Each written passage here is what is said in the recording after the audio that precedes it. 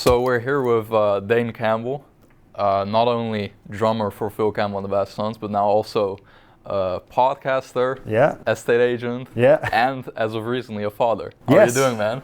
Yeah, well, it's crazy times and I've never been busier. Right. But yeah, it's obviously the fatherhood thing is just a totally new life really. Yeah. And to me, it's such a cool feeling. And currently I'm away from my son, obviously, because you're speaking to me whilst I'm on tour with the band.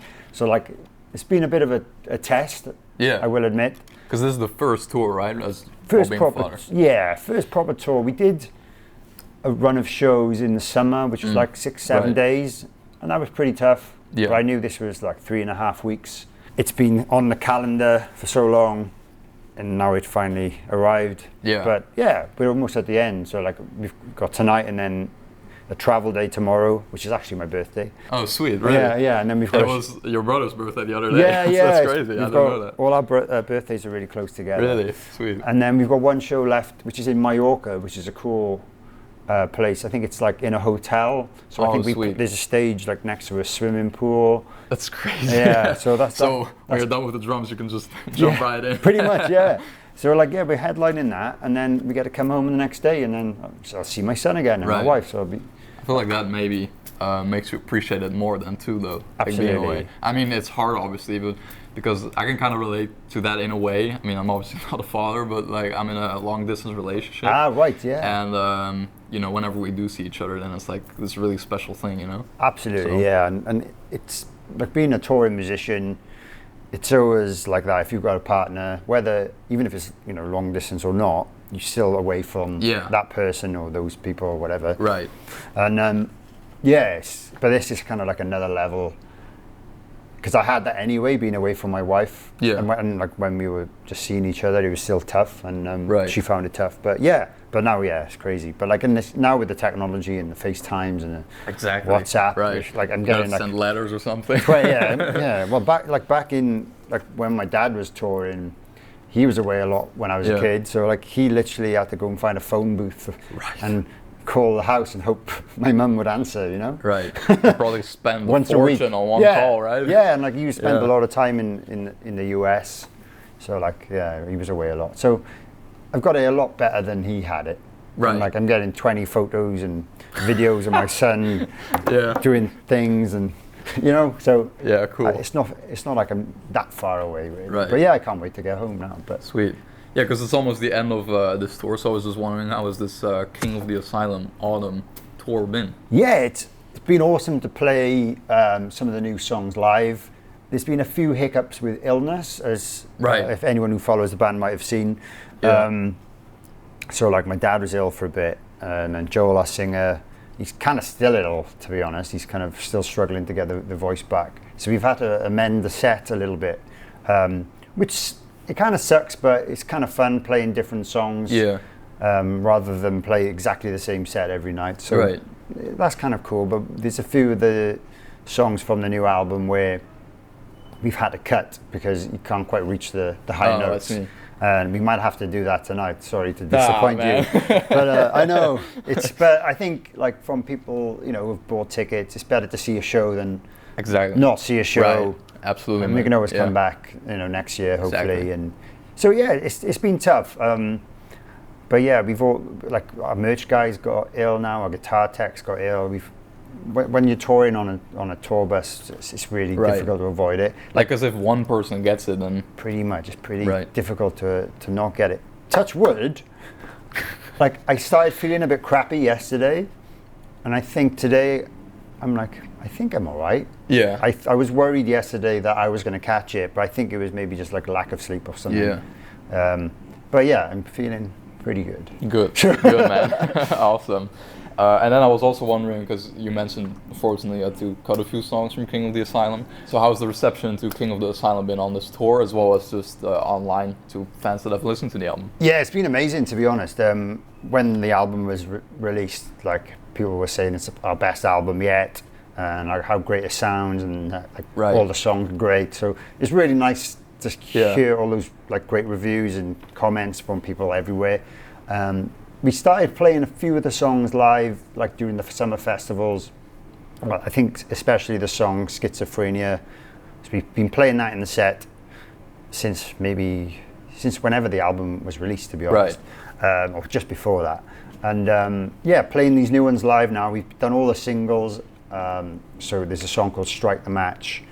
There's a song called That's Hammer. one of my favorites. You like that? Yeah, I like that one. Hammer and Dance is another Oh, one. yeah, that's also good. that goes down a storm Right. every night. Don't think we're playing it tonight, and I do apologise, but Oh, good. not my fault. Right. But and then we've been playing the last track on the album, Maniac, which is kind of the one with all the swearing in it. Yeah. So we've kind of been playing that.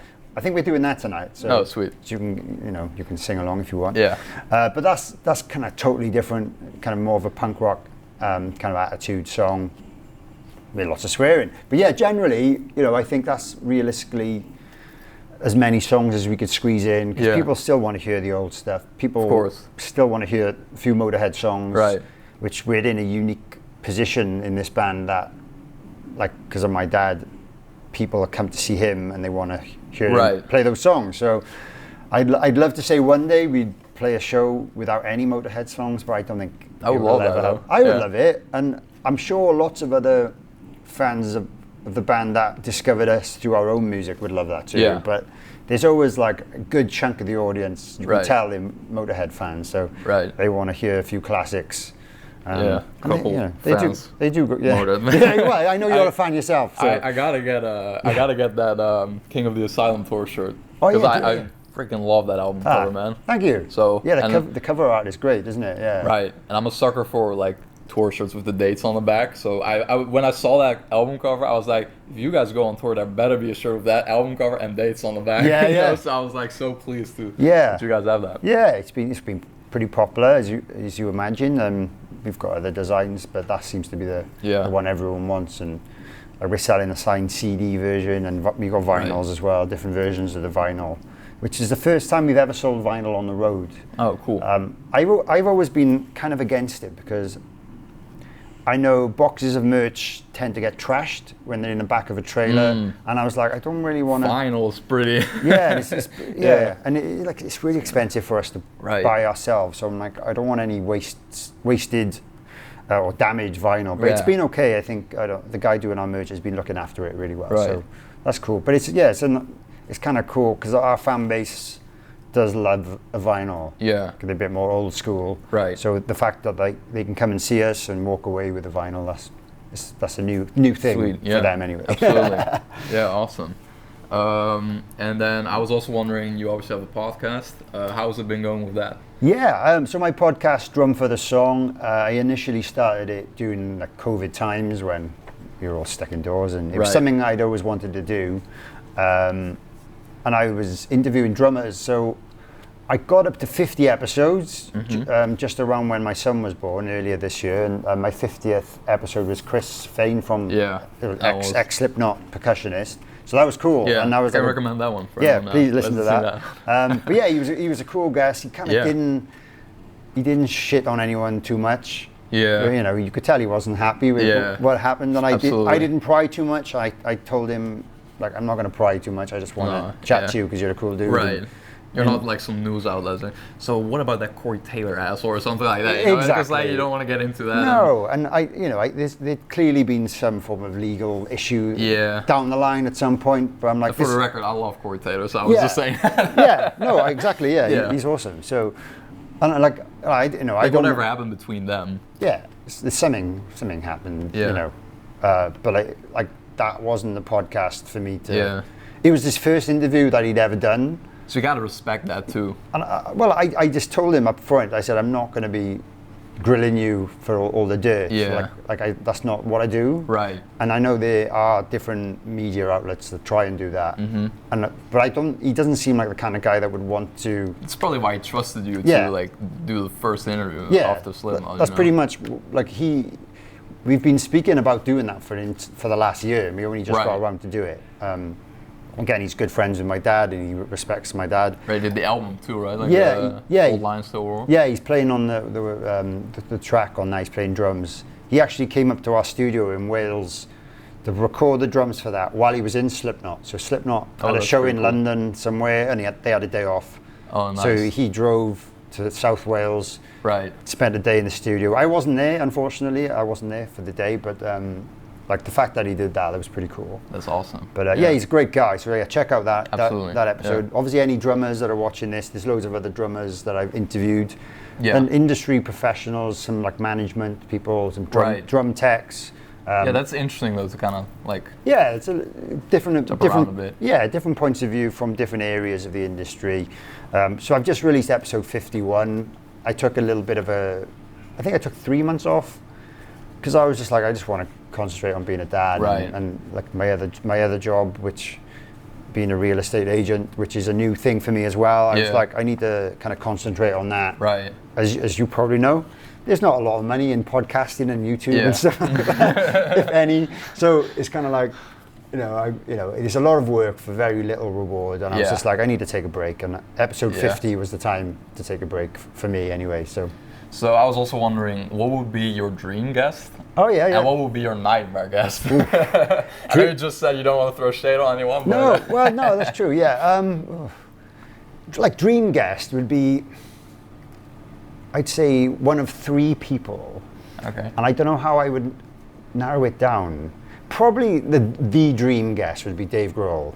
Oh, damn. Just because I had another one in mind that I was thinking you would answer. Yeah, well, I'll mention those as well, I guess. Like, only because I think he would be good at chatting. Yeah. Oh, and he knows how to do an interview and be happy and bubbly. Joke around. And I love his music and I love his drumming, but it's just like he seems like the kind of nice guy. Yeah. So he would be a dream, I don't think he would ever do my show, but you never know. You never know, never say never. Yeah, and then the other guy would be like Lars from Metallica. That one was what I was thinking. I'd love to speak to Lars. I think he would be funny and just I love his playing as well. Like, he gets a lot of shit from the drum community. I'm like, dude, he's like such a pioneer. Yeah. And like, even I play things and I think, oh, this is how Lars would do it. So he influences my playing, Yeah. So, like, he's not like the reason he gets a lot of shit is because he might not be physically able to play some of the stuff he played when he was 20. Right. It's like I can't even play some of the stuff that I could play when I was 20, and I'm 36.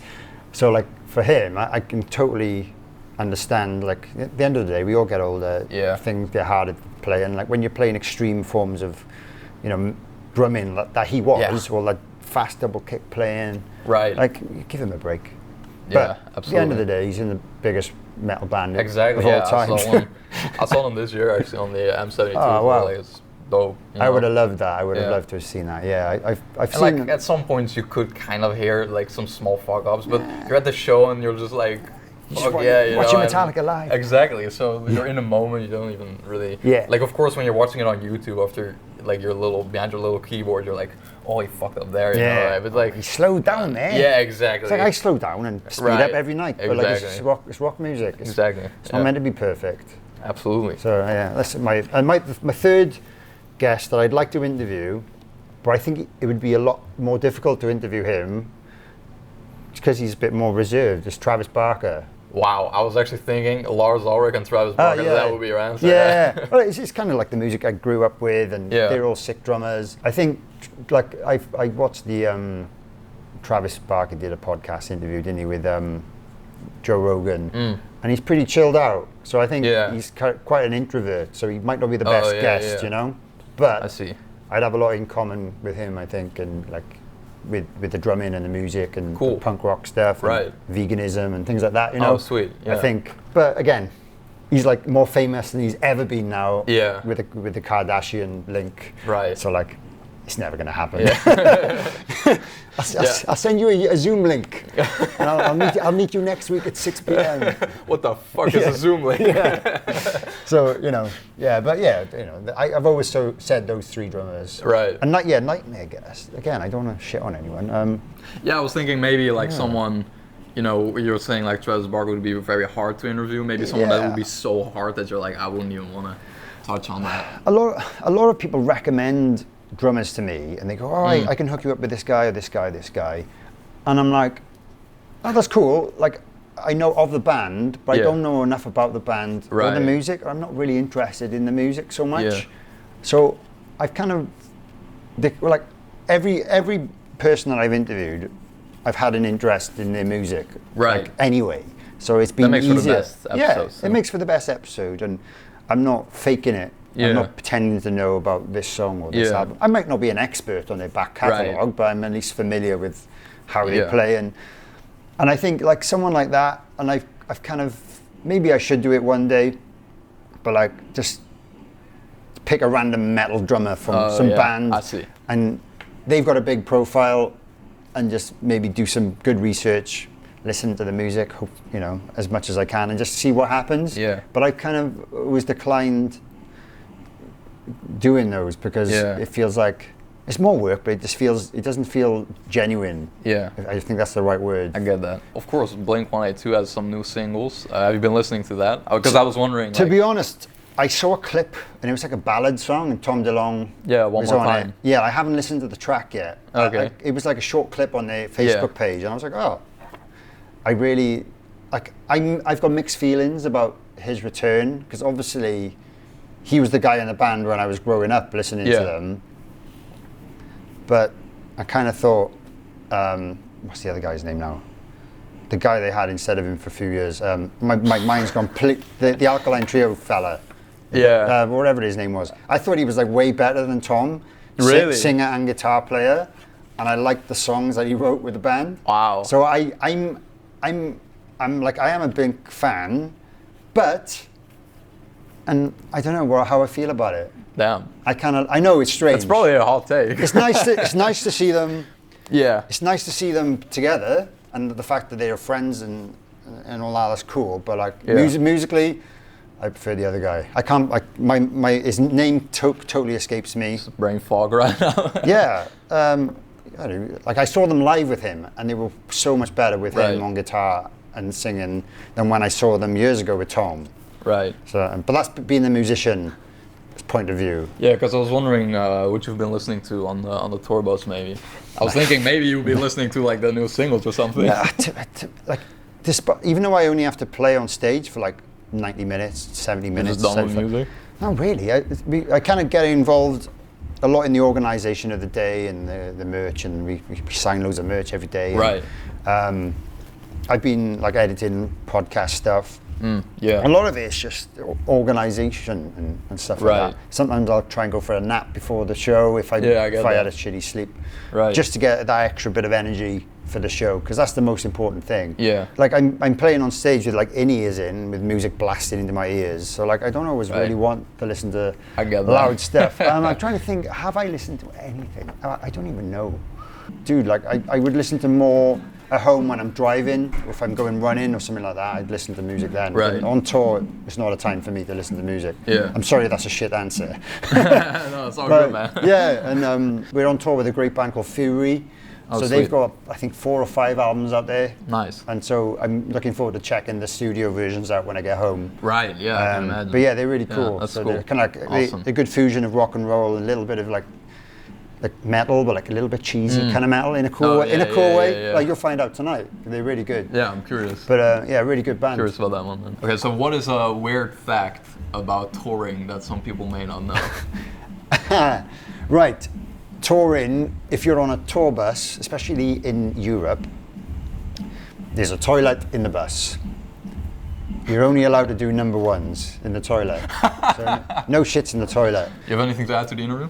Well, it's nice to meet you in person. Absolutely. Finally, Yeah. We've exchanged a lot of words online, and yeah, I'm glad. It's good to help out someone that does something similar to what I do. Right. I know you kind of do like the horror stuff as well, which I'm not an expert on, as I admitted in our last interview. Right. But it's cool, like you're doing the music thing and interviewing musicians, and it helps us out. So just thank you, really, and it's been cool to do it. I haven't done many interviews myself recently as a guest or as an interviewer, so it's kind of cool.